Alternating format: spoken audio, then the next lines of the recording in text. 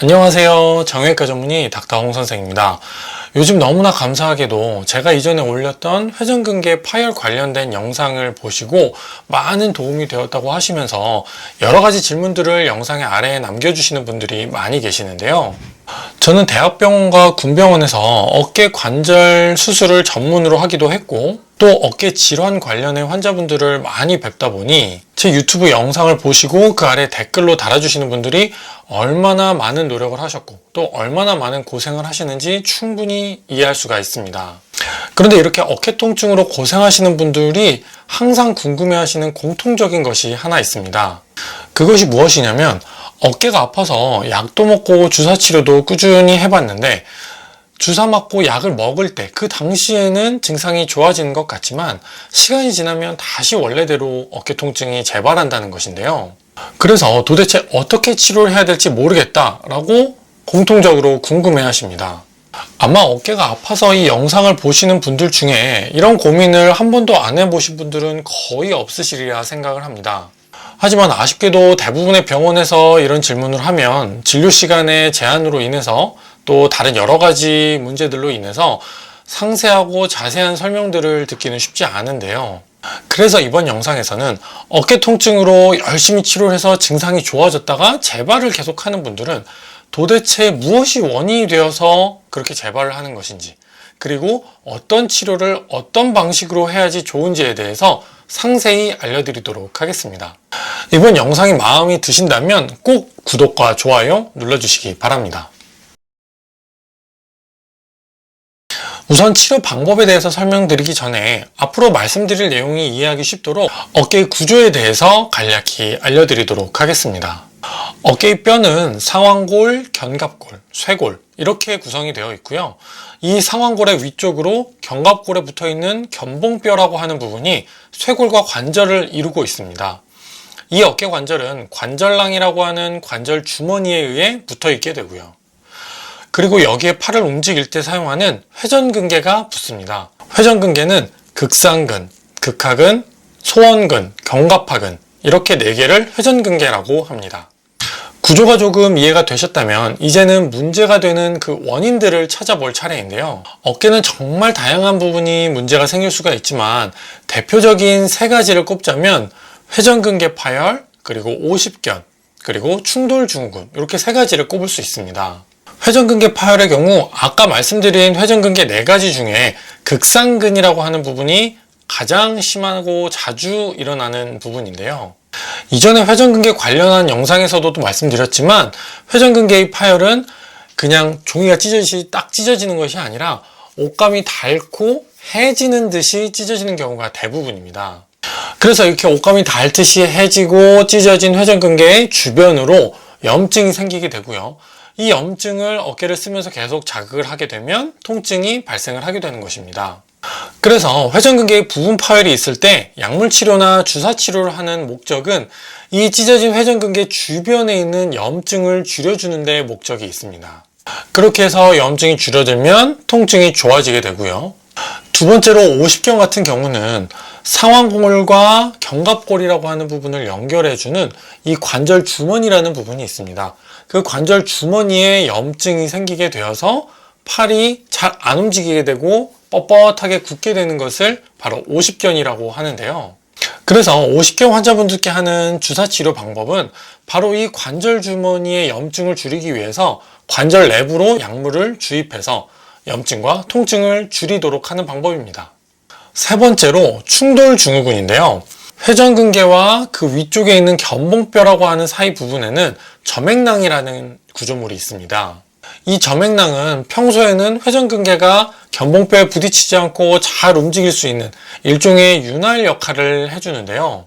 하지만 어깨 높이 이상으로 이렇게 팔을 올려서 하는 직업이라든지 운동을 많이 하게 되면 이렇게 팔을 움직여서 쓸 때마다 그 견봉뼈와 회전근개 사이 간격이 좁아지게 되고요.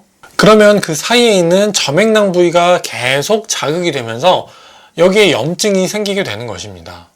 그래서 팔을 들거나 뒤로 뻗거나 위로 올리는 이런 동작들을 하게 되면 이 점액낭이 더 자극을 받게 되면서 통증을 일으키게 되는 것을 바로 충돌증후군이라고 하는데요.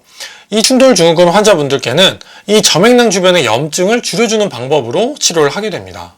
정리해서 말씀드리면 우리가 어깨가 아파서 하는 주사치료나 약물치료는 이 점액낭이나 관절 주머니 그리고 회전근개 주변에 있는 염증을 줄여주어서 통증을 조절하는 방법으로 치료를 하게 됩니다.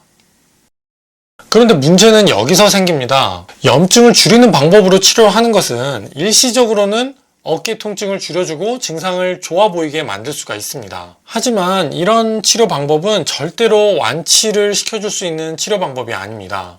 당연히 연속되는 꾸준한 치료가 필요한데요. 대부분의 환자분들이 이렇게 염증이 줄어들어서 어깨 통증이 좋아지면 어깨가 다 나았다고 생각을 하고 원래 하던 일을 똑같은 강도로 똑같이 하시거나 아니면 아프기 이전에 했던 운동들을 그대로 하시는 경우가 많습니다. 이렇게 염증이 줄어들어서 증상이 좋아진 상태에서 이전과 똑같은 무리한 일을 계속한다. 그러면 당연히 어깨 통증이 재발할 수밖에 없겠죠. 그리고 이렇게 무리한 일을 안 하더라도 치료로 증상이 좋아진 이후에 약해진 어깨 근육을 꾸준하게 단련을 해주지 않으면 이 역시 나중에 다시 통증이 발생할 수 있게 되는 하나의 요인이 될 수가 있습니다.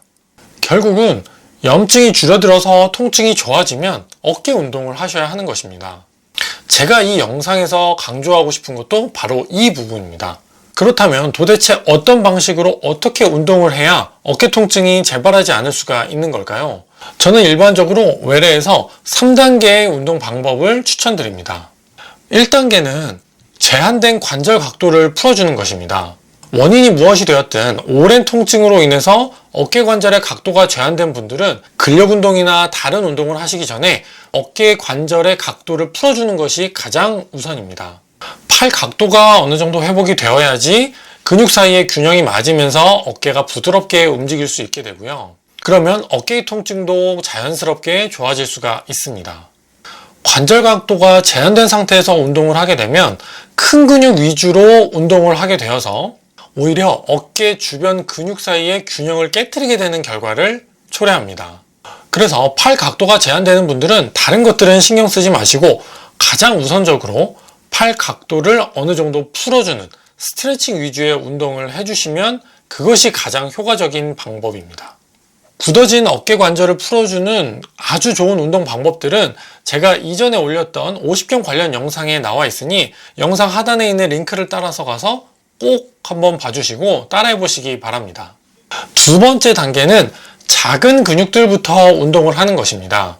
앞서 말씀드렸던 관절 각도의 제한이 어느 정도 풀린 분들이라면 이제는 작은 근육들부터 운동을 해주셔야 합니다.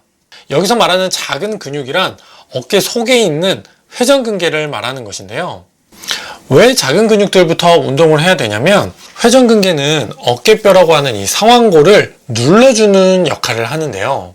이 회전근개가 약해진 상태에서 어깨 바깥쪽에 있는 삼각근 같은 이 큰 근육들이 강화가 되면 오히려 이 상완골이 중심에서 위쪽으로 이렇게 올라가게 되면서 아까 말씀드렸던 견봉뼈 사이의 공간이 좁아지게 됩니다. 그러면 염증이 더 생기게 되고 통증이 지속적으로 있을 수밖에 없습니다. 그래서 작은 근육인 회전근개를 꾸준하게 강화를 해주는 것을 먼저 해줘서 어깨 관절 주변의 근육의 밸런스를 맞춰주어야 어깨 통증이 점차 좋아질 수가 있습니다. 이 작은 근육, 회전근개를 운동하는 아주 좋은 방법은 바로 세라밴드를 이용한 방법인데요. 세라밴드를 이용한 운동 방법도 제가 이전에 올렸던 회전근개 관련한 영상에 아주 상세히 나와 있으니 영상 하단에 있는 링크에 가셔서 꼭 한번 봐주시기 바랍니다. 마지막으로 세 번째 단계는 큰 근육을 운동하는 것입니다.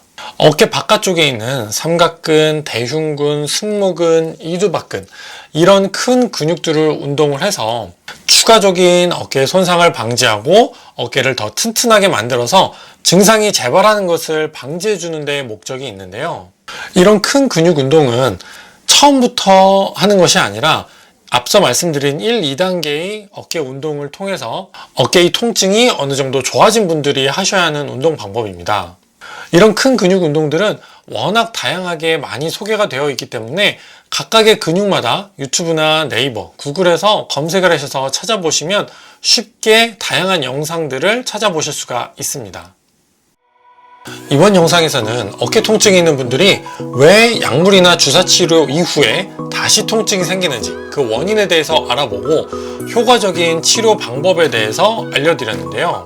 어깨 통증이 다시 발생하는 경우는 앞서 말씀드린 대로 어깨 주변에 염증이 재발을 하거나 아니면 약해진 근육 때문인 경우도 있지만 일부 환자분들의 경우에는 회전근개의 파열 자체가 심해지거나 관절염이 심해지는 등 그 외의 다른 문제들이 발생해서 생기는 통증들도 있으니 통증이 지속적으로 있다면 이런 단계별 운동을 따라 하시기 전에 꼭 병원에서 정확한 진단을 받아보시기 바랍니다.